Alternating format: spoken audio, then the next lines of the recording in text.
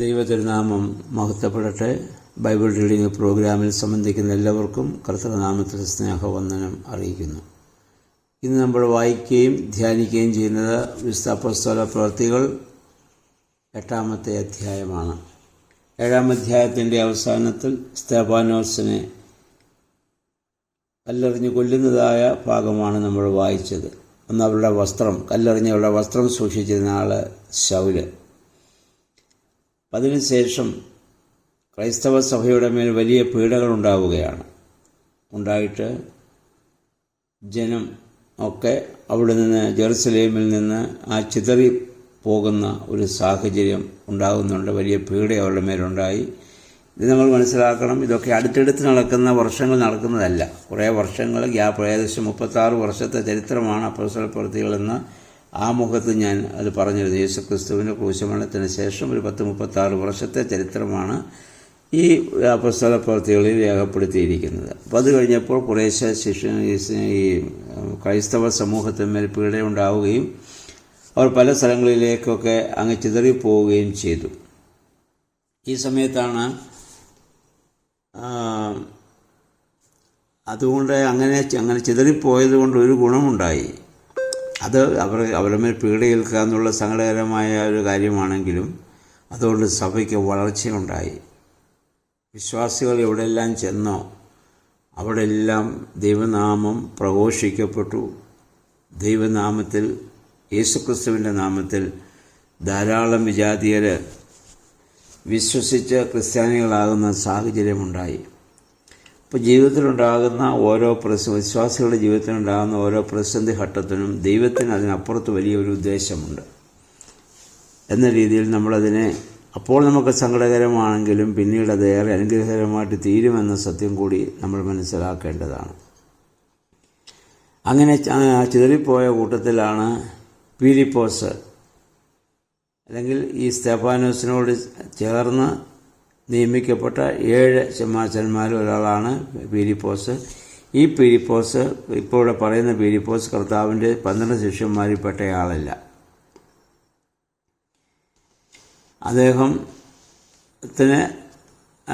അദ്ദേഹം ഓടിപ്പോയത് സമറിയ ദേശത്തേക്കാണ്. അവിടെ ചെന്ന് കർത്താവിൻ്റെ വചനം അദ്ദേഹം സംസാരിച്ചു. അപ്പോൾ അവിടെ ധാരാളം ആളുകൾ യേശുക്രിസ്തുവിൽ വിശ്വസിക്കുവാൻ കാരണമായിട്ട് തീർന്നു. അപ്പോൾ അവിടെ ചെല്ലുമ്പോഴാണ് ശീമോൻ എന്ന് പറയുന്നൊരു മനുഷ്യനെക്കുറിച്ച് പിന്നെ നമ്മൾ വായിക്കുന്നുണ്ട്. അദ്ദേഹം ഒരു മാന്ത്രികനായിരുന്നു. ദൈവത്തിൻ്റെ വെളിപാടനുസരിച്ചാണ് പ്രവർത്തിക്കുന്നത്. അദ്ദേഹം ജനത്തെ വിശ്വസിപ്പിക്കാൻ അദ്ദേഹത്തിന് സാധിച്ചിരുന്നു. അദ്ദേഹം കുറേ അത്ഭുത പ്രവർത്തനങ്ങളും ഒക്കെ അവിടെ ചെയ്തിരുന്നു.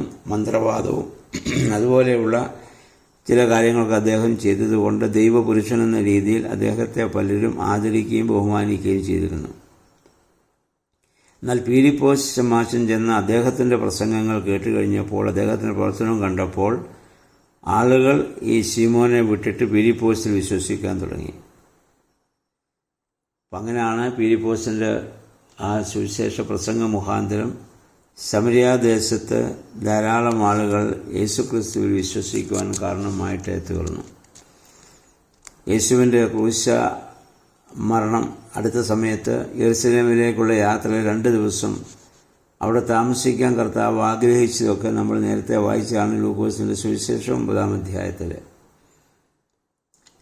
പക്ഷെ അന്നേരം അവരവിടെ അനുവദിക്കാതെ വരികയും, അപ്പോൾ പത്രോസും യോഹന്നാനും കൂടി ഞങ്ങൾ പ്രാർത്ഥിക്കട്ടെ, ഏലിയാവ് സ്വർഗത്തിൽ നിന്ന് അഗ്നി ഇറങ്ങിയവരെ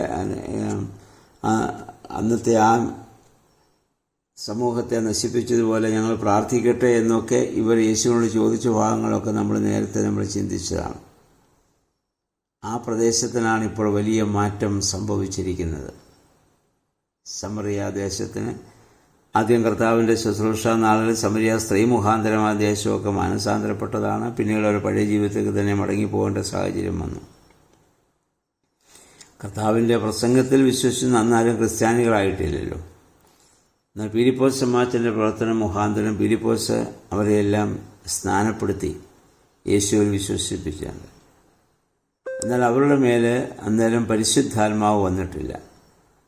അപ്പോൾ ഫിലിപ്പോസ് ഇങ്ങനെ കുറേ ആളുകളെ അവിടെ സ്ഥാനപ്പെടുത്തി നിർത്തിയിരിക്കുന്നു എന്നറിഞ്ഞ് ക്രിസ്തുവിൽ അവരെ പ്രവർത്തന മുഖാന്തരം യേശുവിൽ വിശ്വസിക്കുന്നു എന്നറിഞ്ഞുകൊണ്ട് യെരുശലേമിലുണ്ടായിരുന്ന സ്ത്രീഹന്മാർ പത്രോസിനെയും യോഹന്നാനെയും അങ്ങോട്ട് അയക്കുകയാണ്. കാരണം സഭയുടെ അംഗത്വത്തിലേക്ക് സ്വീകരിക്കാൻ ശ്രൈഹികമായ ബന്ധം കൂടിയേ സാധിക്കത്തുള്ളൂ. സഭയുടെ അധികാരികൾ സ്ത്രീഹന്മാർ മാത്രമാണ്. മാമോദീസ പൂർത്തീകരിക്കപ്പെടണമെങ്കിൽ സ്ത്രീഹന്മാർ അവരുടെ മേൽ കൈവയ്ക്കണം. ഇവിടെ ഇപ്പോൾ സ്ഥാനം നൽകിയിരുന്നത് ശമ്മാച്ചൻ്റെ സ്ഥാനത്തുള്ള ഫിലിപ്പോസാണ്. അതുകൊണ്ട് അവരുടെ മേൽ പരിശുദ്ധാത്മാവ് വന്നിരുന്നില്ല എന്ന് നമ്മൾ വായിക്കുന്നു. സ്ത്രീഹന്മാർ വന്ന് അവരുടെ മേൽ കൈവച്ചപ്പോൾ മാത്രമാണ് പരിശുദ്ധാത്മാവിനെ അവർക്ക് ലഭിക്കാൻ കാരണമായിട്ട് തീർന്നത്. കർത്താവ് സ്ത്രീഹന്മാരെ മാത്രമാണല്ലോ വിളിച്ച് അവരുടെ മേലൂതി പരിശുദ്ധാത്മാവിനെ നൽകി.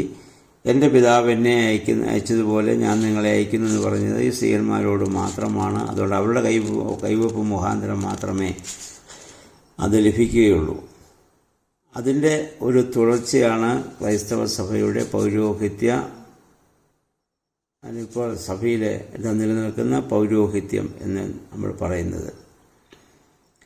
ഇതിൽ നിന്ന് ഒരു കാര്യം വളരെ വ്യക്തമാണ്. അപ്പോൾ സ്ഥാനമേൽക്കുന്നതും അഥവാ മാമോദീസ സ്വീകരിക്കുന്നതും പരിശുദ്ധാത്മാവിനെ പ്രാപിക്കുന്നതും ഒന്നിനോടൊന്ന് ചേർന്ന് നടത്തേണ്ട ഒരു ഉദാശയാണെന്ന് ഇതിൽ നിന്ന് നമുക്ക് വളരെ വ്യക്തമാകുന്നു.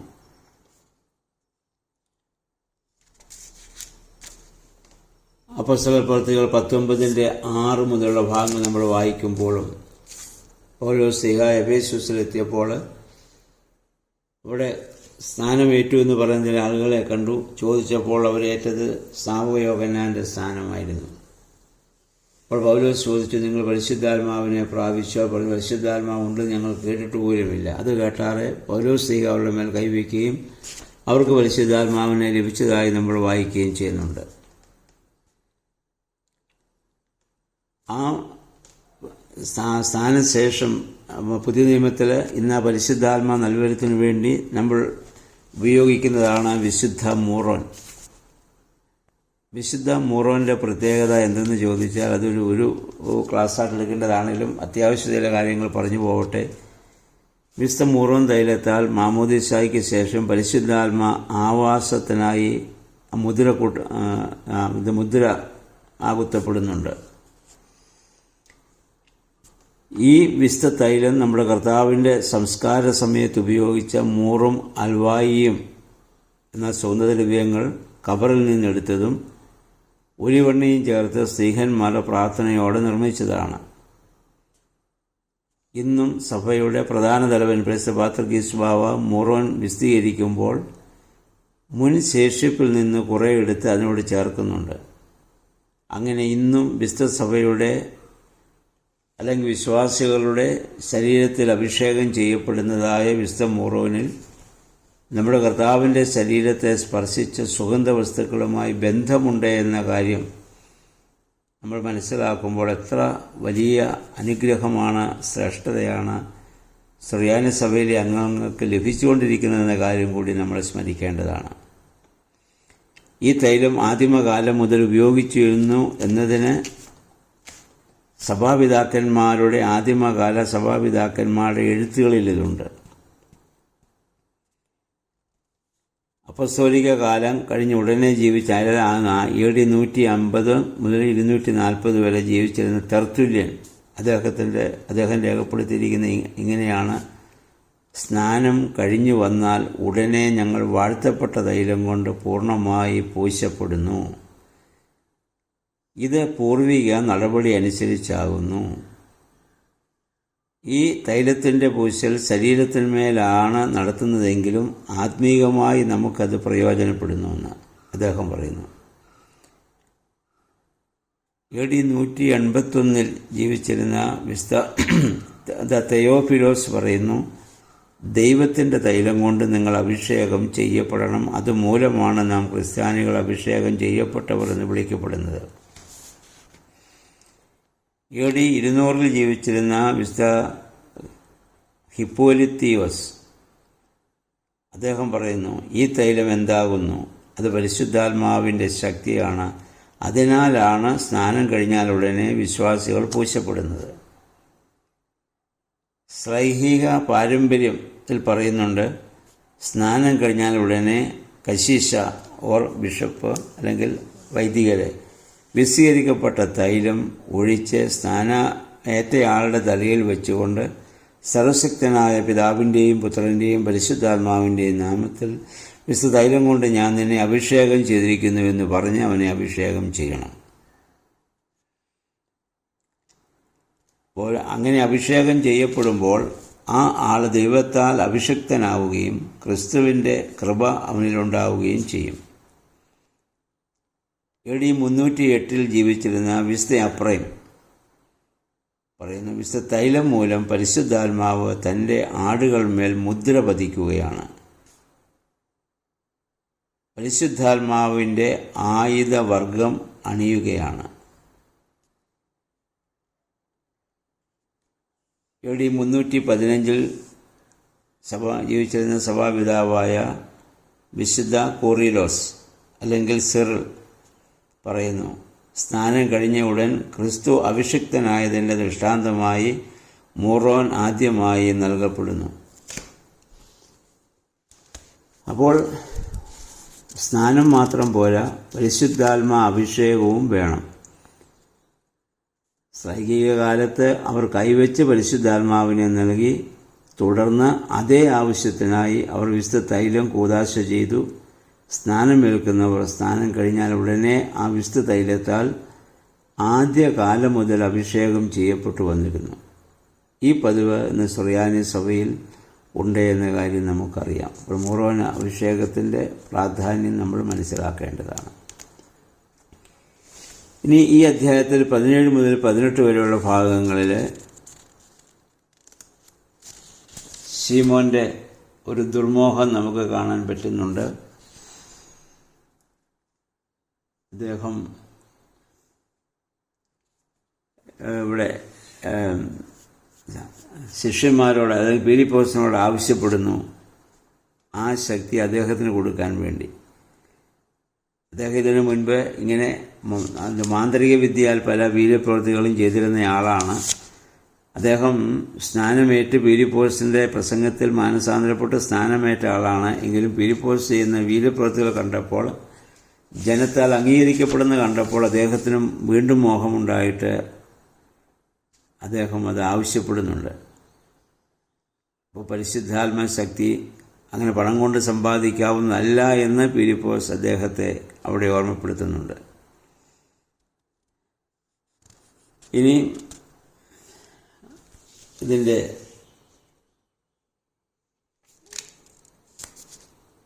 36 വാക്യത്തിൽ 2 കാര്യം സ്പഷ്ടമാണ്. ഇതിൽ 36 വാക്യത്തിൽ ഇപ്രകാരമാണല്ലോ നമ്മൾ വായിക്കുന്നത്. അതിൻ്റെ 26 മുതലുള്ള വാക്യങ്ങൾ നമ്മൾ വായിക്കുമ്പോൾ, പീലിപ്പോസ് പോകുന്നതായ സമയത്ത് എത്യോപ്യക്കാരനൊരു ഷണ്ണൻ, അദ്ദേഹം രാജാവിൻ്റെ പ്രതിനിധിയാണ്. അദ്ദേഹത്തിൻ്റെ മാനസാന്തരത്തെക്കുറിച്ച് നമ്മളിവിടെ വായിക്കുന്നുണ്ട്. അദ്ദേഹം ഇങ്ങനെ യാത്ര ചെയ്തു പോകുമ്പോൾ ന്യായപ്രമാണത്തിൽ നിന്ന് വായിച്ചുകൊണ്ടിരിക്കുന്നു. ആ സമയത്ത് ആത്മാവ് ബോധിപ്പിച്ചതനുസരിച്ച് പീലിപ്പോസ് അദ്ദേഹം നടന്ന തേരിനോട് ചേർന്ന് നടക്കുകയും നീ വായിക്കുന്നത് മനസ്സിലാകുന്നുണ്ടോ എന്ന് ചോദിക്കുകയും ചെയ്തു. അപ്പോൾ ആ മനുഷ്യൻ പറഞ്ഞു, ആരെങ്കിലും ഇതിൻ്റെ അർത്ഥം പറഞ്ഞു തരാതെ എങ്ങനെയാണ് ഞാൻ ഇത് മനസ്സിലാക്കുക? നമുക്കും ഇന്ന് പലപ്പോഴും വേദപുസ്തകങ്ങളൊക്കെ വായിക്കുമ്പോൾ ഉണ്ടാകുന്ന ഒരു പ്രശ്നം ഇതാണ്. പലതിൻ്റെയും അർത്ഥം നമുക്ക് ഗ്രഹിക്കുവാൻ മനസ്സിലാകാതെ പോകുന്നു. അത് വ്യാഖ്യാനിച്ചു തരുവാൻ, പറഞ്ഞു തരുവാൻ, പഠിപ്പിക്കുവാൻ ആളെ നമുക്ക് ആവശ്യമാണ്. അങ്ങനെ മാത്രമേ അതിൻ്റെ ആന്തരികമായ മർമ്മങ്ങളെ നമുക്ക് മനസ്സിലാക്കാൻ സാധിക്കുകയുള്ളൂ. നമ്മുടെ കർത്താവും ജീവിച്ചിരുന്നപ്പോൾ പരിശുദ്ധ നാളുകളിൽ പറഞ്ഞ പല ഉപമകളും കൂടെണ്ണ ശിഷ്യന്മാർക്കും മനസ്സിലായില്ല. നമ്മൾ വായിക്കുന്നുണ്ട്, അവർ ഭവനത്തിൽ വന്നപ്പോൾ യേശുവിനോട് ചോദിക്കുന്നുണ്ട് അതിൻ്റെ അർത്ഥം എന്താണ്. അപ്പോൾ കർത്താവ് അവർക്ക് അതിൻ്റെ അർത്ഥം, അതിൻ്റെ മർമ്മം എന്താണെന്നുള്ളത് വിശദീകരിച്ച് കൊടുക്കുന്നുമുണ്ട്. അതുപോലെ ദൈവവചനം നമ്മൾ വെറുതെ വായിച്ചാൽ ഉടനെ നമുക്കതിൻ്റെ അർത്ഥം മനസ്സിലാകണമെന്നില്ല. അവിടെ ദൈവത്തിൻ്റെ പരിശുദ്ധാത്മാവ് നമ്മളോട് ഇടപെടുവാനും അതിൻ്റെ ആന്തരിക മർമ്മങ്ങളെ ഗ്രഹിക്കുവാനും നമ്മൾ പ്രാർത്ഥനാപൂർവ്വം നമ്മൾ ഇരിക്കേണ്ടതും, അങ്ങനെ നല്ല വ്യാഖ്യാനങ്ങൾ കൊടുത്തിട്ടുള്ള പുസ്തകങ്ങൾ നമ്മൾ വായിക്കുകയും അങ്ങനെയുള്ളതായ ക്ലാസ്സുകളിൽ പങ്കെടുക്കുകയും പ്രസംഗങ്ങൾ കേൾക്കുകയൊക്കെ ചെയ്യേണ്ടതാണ്. പക്ഷെ ഇന്ന് അതിനൊന്നും ആരും തയ്യാറല്ല. എല്ലാവരും വൈകാരിക തലത്തിൽ മാത്രം ആരാധന നടത്തി സമാധാനപ്പെടുന്ന രീതിയിലേക്ക് നമ്മളിന്ന് അധപ്പതിച്ചു പോയിട്ടുണ്ട്. ആരാധനയിൽ വൈകാരിക തലമുണ്ട്, പക്ഷെ എന്ന് വിചാരിച്ചത് മുഴുവൻ വൈകാരികമായ ഒരു തലം മാത്രമല്ല, ഇമോഷണൽ ആയിട്ടുള്ള ഭാഗങ്ങളുണ്ട്, ഇൻ്റലക്ച്വലായിട്ടുള്ള ഭാഗങ്ങളുണ്ട്. അതുപോലെ തന്നെ ധ്യാനാത്മകമായിട്ടുള്ള കാര്യങ്ങളുണ്ട്. അപ്പോൾ അങ്ങനെ എല്ലാ തലങ്ങളും ആരാധനയിലുണ്ട്. പക്ഷേ നമ്മുടെ ആരാധനാ രീതി ധ്യാനാത്മകമാണ്. ആ ധ്യാനാത്മകമായ അനുഭവത്തിലൂടെയാണ് പിതാക്കന്മാർ ദൈവികമായ മർമ്മങ്ങളെ നമുക്ക് വിശദീകരിച്ച് തന്നിട്ടുള്ളതും നമ്മുടെ ആരാധനാക്രമങ്ങളൊക്കെ അങ്ങനെ ക്രമീകരിക്കപ്പെട്ടതും അങ്ങനെയാണ്. എന്നാൽ പ്രൊട്ടസ്റ്റൻ്റ് സഭകളിൽ കൂടുതൽ ഇമോഷണലായിട്ടുള്ള രീതിയിലാണ് പ്രാർത്ഥനകളും ആരാധനകളും ഒക്കെ നടത്തുക. പക്ഷെ അത് ആ സമയത്തേക്ക് നമുക്ക് കുറച്ച് ഒരു ആന്തരികമായ സന്തോഷമുണ്ടാക്കുമെങ്കിലും അത് നീണ്ടു നിൽക്കണമെന്നില്ല. അത് തെറ്റാണെന്നല്ല ഞാൻ പറയുന്നത്. നമ്മുടെ രീതി അത് കുറേ കൂടി ചിന്തിച്ച് അതിൻ്റെ ആന്തരിക മർമ്മങ്ങളെ ഗ്രഹിക്കുവാനുള്ള ഒരു ശ്രമമാണ്. അപ്പം അതിനുകൂടി നമ്മൾ ശ്രമിക്കണം എന്ന് ഓർമ്മപ്പെടുത്തിയെന്ന് മാത്രം. അപ്പോൾ ആ ഷണ്ണനും അവിടെ മാനസാന്തരപ്പെടുന്നതും നമുക്ക് കാണുവാനായിട്ട് ഇത് സാധിക്കുന്നുണ്ട്. അപ്പോൾ ഇത്രയും ഭാഗമാണ് ഇന്നത്തെ 8-ാമത്തെ അധ്യായത്തിലുള്ളത്. ഇനി 9-ാം അധ്യായത്തിലാണ് ശൗലിൻ്റെ ആ വലിയ മാനസാന്തരത്തെക്കുറിച്ച് നമ്മൾ ഇനി മനസ്സിലാക്കുവാനായിട്ട് പോകുന്നത്. അപ്പോൾ അദ്ദേഹത്തിലൂടെ ദൈവത്തിൻ്റെ വലിയ പ്രവർത്തനം നമുക്ക് മനസ്സിലാക്കുവാൻ സാധിക്കും.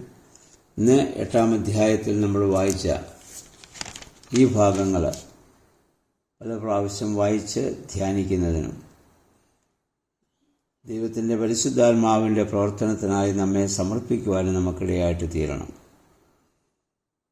അപ്പോൾ ആ കൈവെപ്പിൻ്റെ കർത്താവ് സ്ത്രീഹന്മാർക്ക് കൊടുത്ത പൗരോഹിത്യ നൽവരത്തിൻ്റെ കൈവെപ്പിൻ്റെ പ്രാധാന്യം ഇവിടെ നമുക്ക് മനസ്സിലാകുന്നുണ്ട്. പീലിപ്പോസ് സ്ഥാനപ്പെടുത്തിയെങ്കിലും ശമാശനെ സ്ഥാനപ്പെടുത്തിയെങ്കിലും പരിശുദ്ധാത്മാവിനെ അവർക്ക് ലഭിച്ചത് സ്ത്രീഹന്മാർ വന്ന് അവരുടെ മേൽ കൈവച്ചപ്പോഴാണ്.